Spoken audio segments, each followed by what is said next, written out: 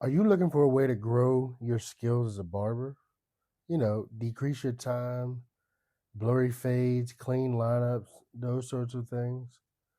What if I told you I had the answer? And what if I told you that it was simpler than you thought? Well, I do have the answer. And it is as simple it is simpler than you thought. The real deal is you need to cut more hair. You need barbering is a trade, okay? Which means that it requires a level of skill that's developed over time. You get a base level of education, whether it be through an apprenticeship or through school or wherever. You get a base level of knowledge, and then you build on that over the years of doing the work, and then you can begin to expand and grow and do all of these things. So, what does that mean? When you hear someone talk about, and I'm sure many of you have heard this before, but it takes 10,000 hours to master something, right? And you're thinking about that, you have to think about it in the same light when it comes to being a barber. If you are fresh out of school, I would highly doubt that you've cut 10,000 heads. You may have, but I would highly doubt that you cut 10,000 heads.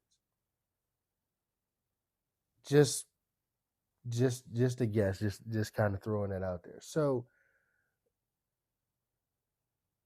you're going to need to cut more hair. And what does cutting more hair do for you? Now, and I will say this, you need to couple cutting more hair with education, right? Now, if you've gone to school, you're out of school, I'm gonna I'm gonna pretty much almost guarantee that all of the foundational stuff that you're like, oh, I don't need that. I don't really care about that. Those are the things that you actually need to understand, right? Those are the things that'll help you to um, understand and grow what you're doing and improve on your skills and begin to, you know, cut down on your times, create blurrier fades, and clean and create crispy clean lineups and things like that. Right? You need those things. So you need the foundation. Like you need to understand what a vertical part and a horizontal part does when cutting hair. Now, a lot of times they talk about vertical and horizontal when it comes to using shears, but you do realize that it applies to the clippers as well, right? It applies to both of those, right? Vertical is going to leave a much harsher line. Now, if you don't know this, I'm just giving you some game. A vertical sectioning or a vertical line is going to leave a much harsher. It's going to build up a lot of weight. Horizontal is going to be much softer, right? So, how does this apply when you think about clippers? Well, when you think about clippers and you're cutting hair with clippers, it's real simple, right? When you're putting in if you're doing guidelines, when you're putting in guidelines, you're putting in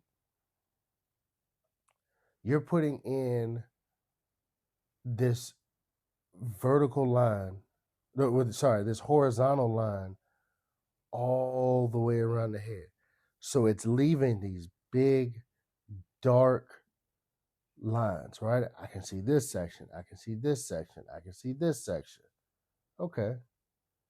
Now, when you go to detail, you're using the corners of your blade and you're not attacking the whole line, right? You're then turning it into almost a horizontal sectioning. I'm going to go and get this piece right here.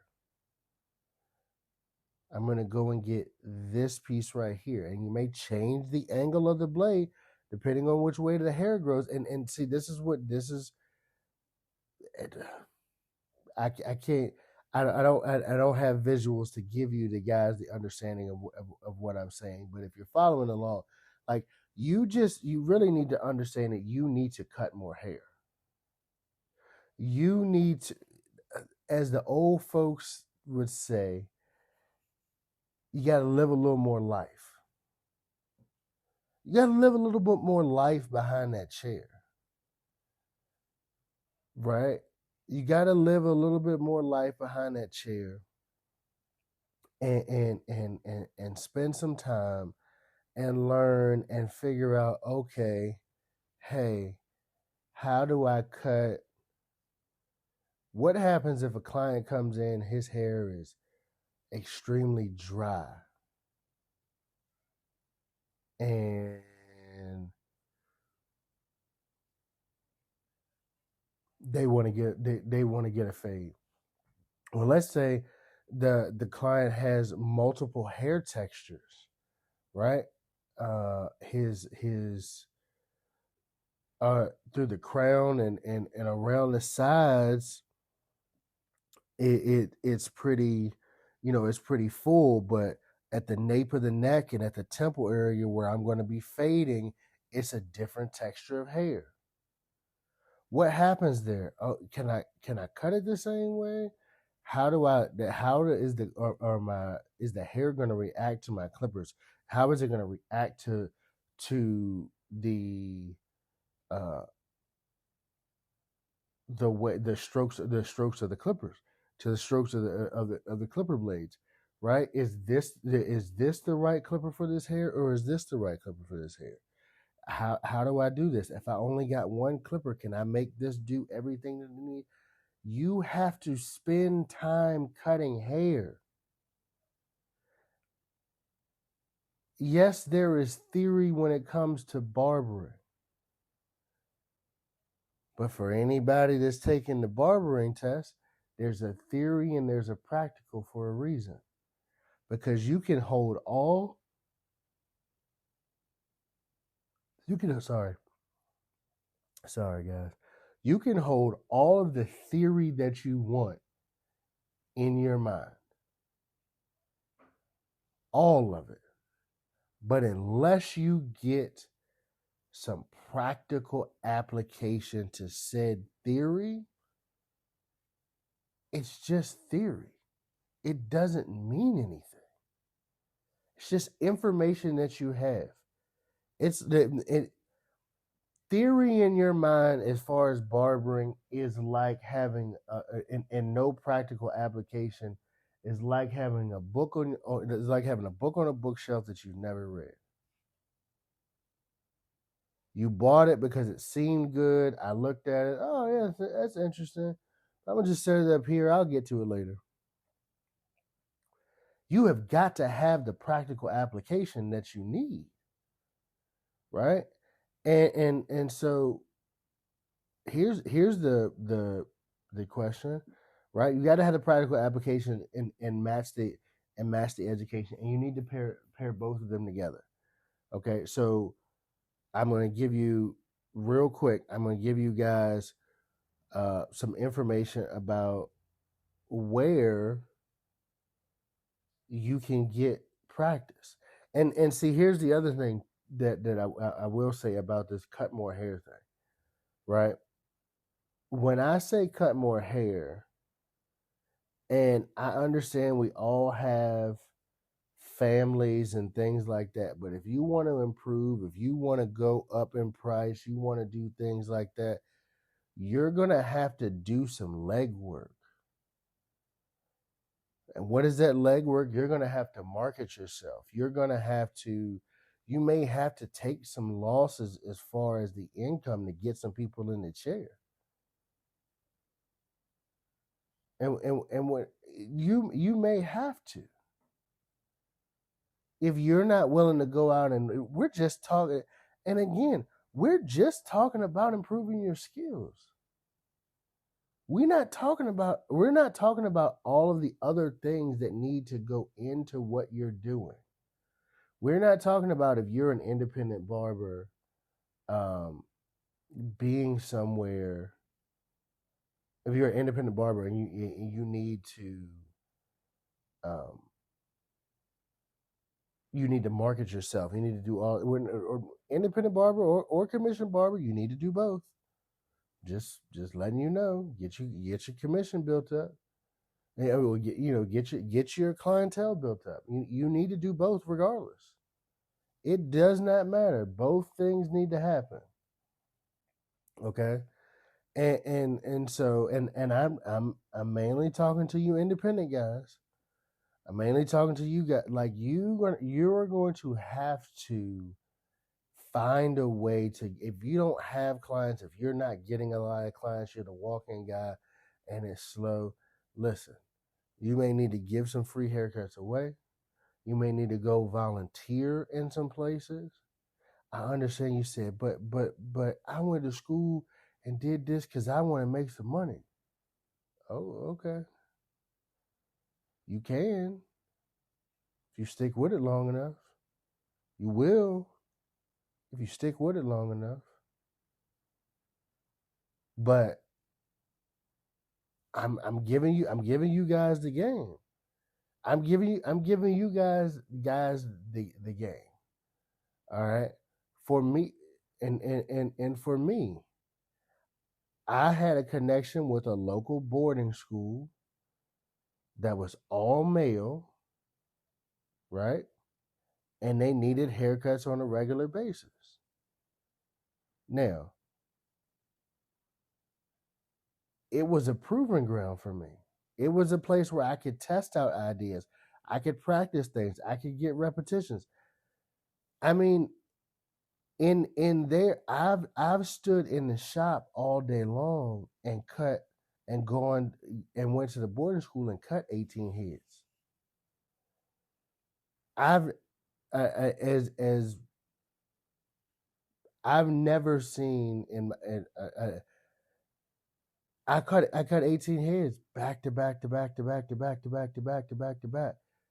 And it was generally kind of sort of the same styles of haircuts, but I had I just did, and it was rolling, boom, boom, boom, boom, and I did that.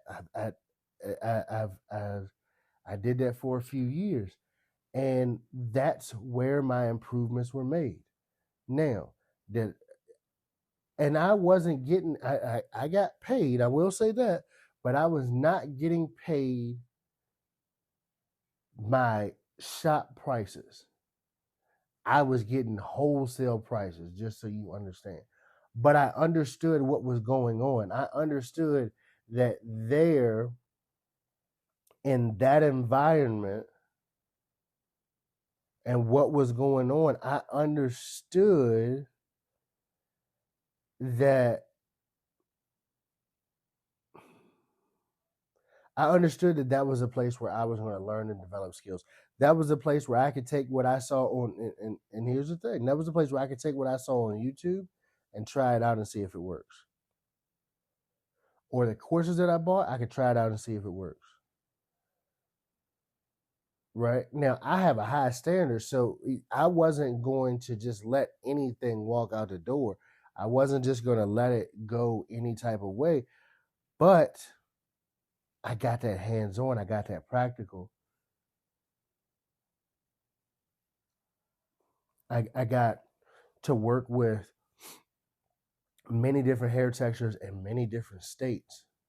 And you may be in a neighborhood shop where you only see one hair texture, right? Or the only people that sit in your chair only have one hair. You may be in a shop like that, and that's okay.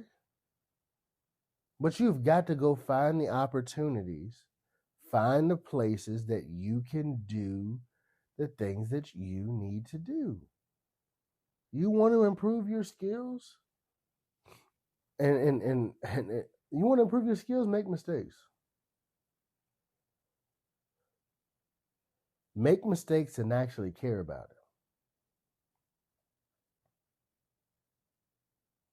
Take photos and dissect the photos and see where you can improve on. You get what I'm saying, guys? Like you've got to get out there and give yourself a chance. It's just as simple. Put yourself out there. Take what you've learned, or take what you say you've learned, or you think you've learned. Test it out. It's like science class, right? This is my hypothesis. This is my hypothesis. I can do this, and this with hair. Okay, well, what are my variables?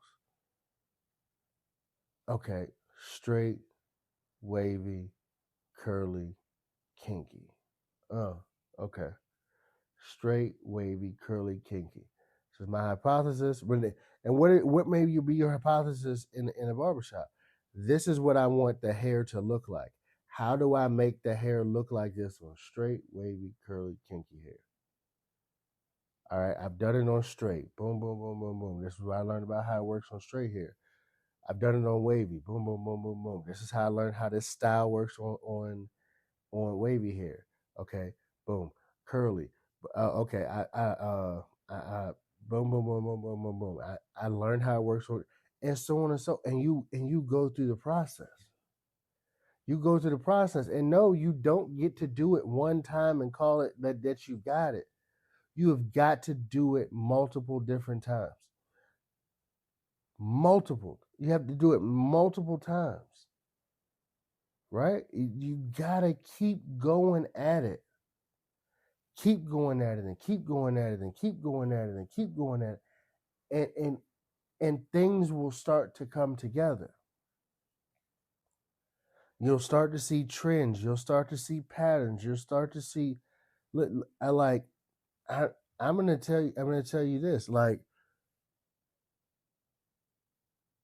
you will.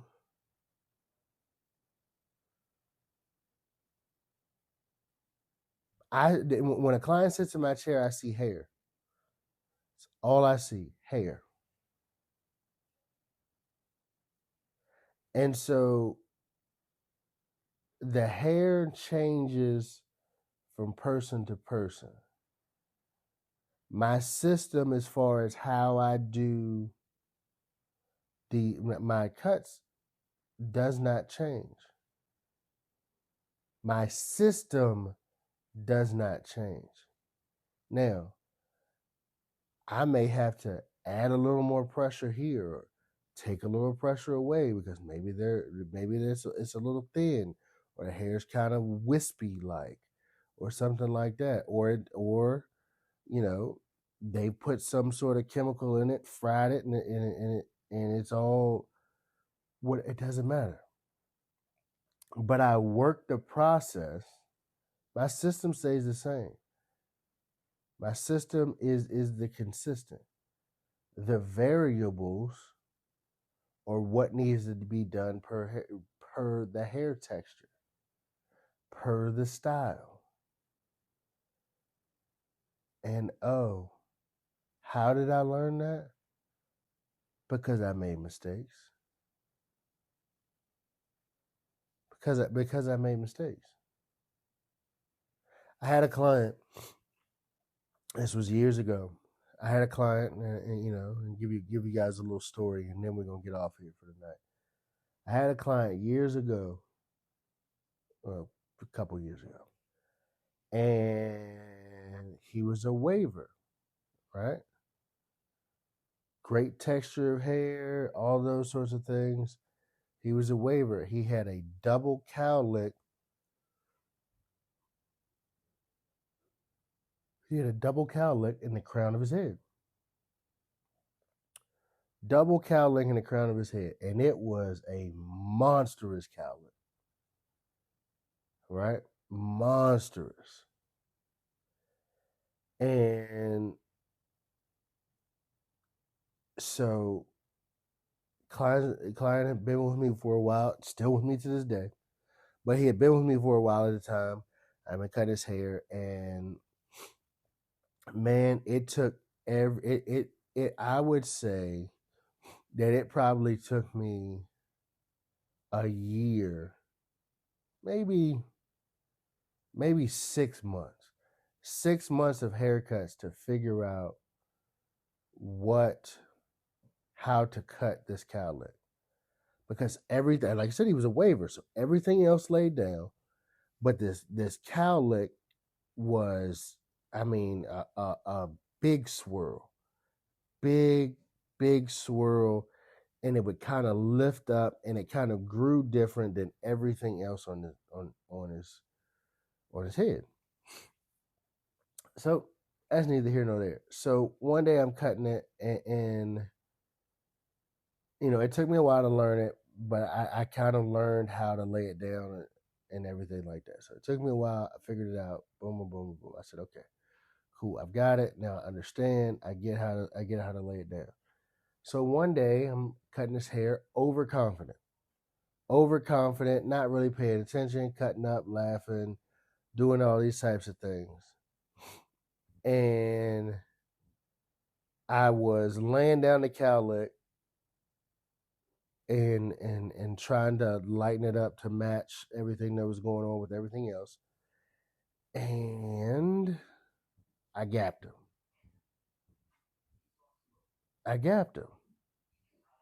And it was a nice, probably about an inch wide gap that I made.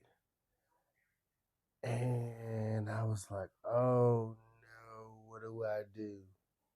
Now, client gets like a mid-high fade or something like that and everything. So I was like, oh no. Now, to a new barber, that's stressful, extremely stressful. To me, I knew what was going on. So I did freak for a second. I was like, oh no, what do I do? What did I do? And I calmed down. I looked at my system, I assessed my situation, and I got to work. And I cleaned it up to the point that he would have never known. He would have never known. Right? Never know. But that comes from the experience. Being behind the chair. Understanding what to do. Okay. I've seen this same type of hair texture, but in a different client. I've gone into swirls and curls wrong before. But if you never had that experience, you can never be prepared for it. But that comes with cutting hair. We are barbers. I didn't jump out and look for these celebrity, nothing. No. I did not. I looked to do what I set out to do, and I knew I needed the reps. I needed the 10,000 hours. I needed that time behind the chair. I needed the clients. I needed to figure it out. And so, like I said, you have got to find places where you can fit in. I don't care whether it's volunteer at the homeless shelter, look for a boarding school if it's in your area. Man, take a chair out in some area of your city, sit the chair down, offer free haircuts. You get to meet new people, talk to new people, do all those types of things, and you get your reps. No, I know you're not getting your money, but we're not talking about the money right now. What we're talking about is improving your skill set, and then to improve your skill sets, you need the reps. And if you can't get somebody to pay you to do it, then you may have to do it for free. And you may have to do it outside of a time that you necessarily really, or that you're working. Right? So you might be in your shop from 9 to 5, but you might have to go from 5 to 7 or 5 to 8 and go set up some places. Go find go drop off some cards at a daycare center, or after school program or something like that, or ask the after school program if you can come after school and provide their kids with free haircuts. Like, stop. And I'm telling you, don't jump all into this like you've got to learn, so you got to pay the price for learning. So you could either get your reps, learn, and take a year or two and learn and really do what needs to be done, or you can drag the process out 5-10 years. Why hasn't he gotten any better? Because he doesn't have the correct reps. He doesn't have the correct reps under the proper foundation. He or she don't correct reps under the proper foundation. Because I have seen some people that got more reps than I do, and it wasn't necessarily that their reps versus my, like, it's the quality of the rep. Are you doing the rep to get money, or are you doing the rep to improve your skill set?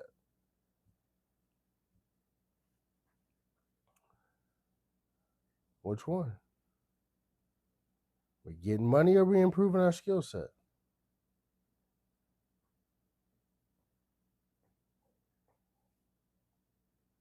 I don't know. I don't know. But, it is what it is, guys. So, I mean, listen, if you're looking to improve your skills and grow your skills, decrease your time, blur your fades, clean lineups, and ultimately grow your bank account, you need to cut more hair. You need to cut more hair. And some of it may have to be cut for free. I'm just telling you. Some of it may have to be cut for free or at a discounted price. So you need to cut more hair, and you need to educate yourself. You're in a trade. You're in a trade that knowledge and experience is key. All right. I heard somebody say that, if I don't have time to get the 10,000 hours, I'm going to steal it from somebody else. And guess what? I'm with them. If I don't have the time to, if Barber B over here is good at, let's say, the Edgar fade, and I'm seeing a lot of Edgar fades come in and it's stressing me out and it's really not good, you know what I'm going to say to him? This is what I'm going to say. I'm going to say, hey, Barber B, Barber A, whatever, hey, Barber B, do you mind if I come down and watch you do some of these Edgars? Or I would say, look, I'm struggling with this haircut. I don't really understand what to do with it, how to do it, but the clients are requesting it and I need help. I see that you're good at it and I'm willing to pay you because I'm not obligated. Nobody's obligated to give you the information. I'm willing to pay you, and some may say, oh yeah, it's this much. And some people may be like, nah, I'm not really worried about it. Come on down, I'll show you. Right? But just the same way that you want your clients or everybody to respect your time, you need to in turn respect theirs. Period. There's ways and opportunities. You just got to figure out what you really want. Go and do it. Go improve. Go figure it out. If you really want it. And that's the key. It's if you want it. Because the information is there. If you want it. But if you don't want it, this is not osmosis. It's not just gonna automatically sink in and be like, oh man, one day all of this is going to make sense. No, it's not. It's not if you don't put the work in. It's not if you don't understand the process. It's not if you don't take the time to understand the fundamentals of it.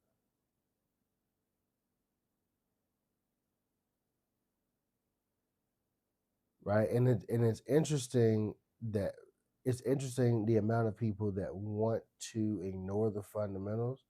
Especially what is interesting to me is like sports fans that ignore the fundamentals, but they know all the rules to whatever sport that they're fans of.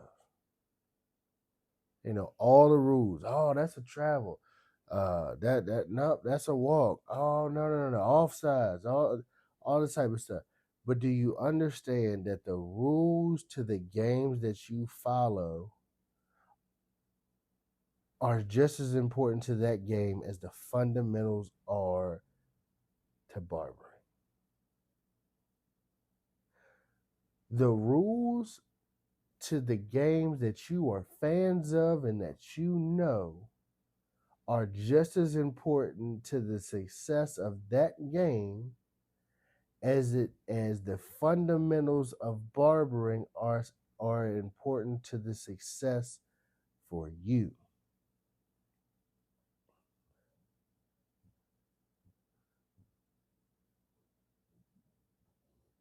The players and the players that you're watching, they know the rules to their game.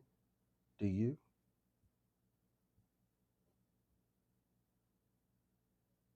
Do you? Do you understand how to section the hair in the crown? Do you understand how cut the fringe? Do you understand blunt versus point cutting? Do you understand, like, these are things that you need to understand, and these are things that you need to know. And no, you cannot be like, oh yeah, I read it, I understand it, I get it, that's simple enough. No, you gotta have the experience. It's not simple enough.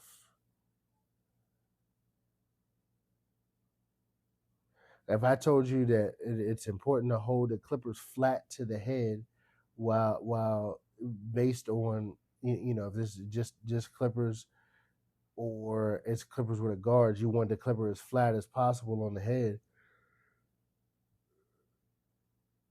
But I never told you that you were following the head shape. What do you do when you get someone who unfortunately may have an uneven shaped head, and you're trying to figure out, okay, how do I make this work in this? If I told you those things, you know, the fundamentals are so important, guys. And if you never hear me say anything else, and if I say I could do an episode on fundamentals every single day, because the fundamentals are important. A lot of people want to skip the boring stuff, and the boring stuff is what's going to cost you. The boring stuff is going to have a client in the chair freaked out, right? The boring stuff is what is going to hurt you.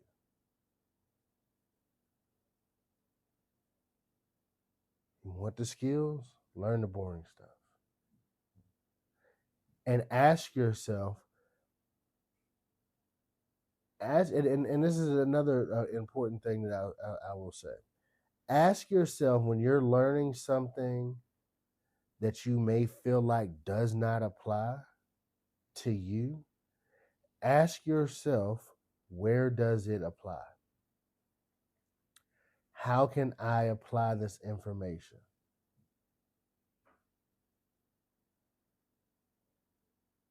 Ask yourself, how can I apply this information? Period.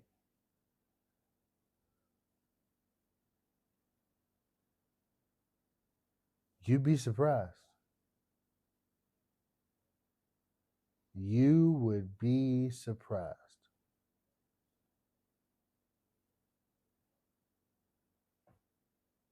But anyways, guys, we didn't we had no intro today, but you know, if you're here, and this is episode 64, so you know who I am. I know, I don't know who you are, but you know who I am now if you've been listening for a while. I'm your host, Devon Nevis. This has been another episode of the Band of Barbers podcast. Please like, comment, share, subscribe so we can grow the tribe.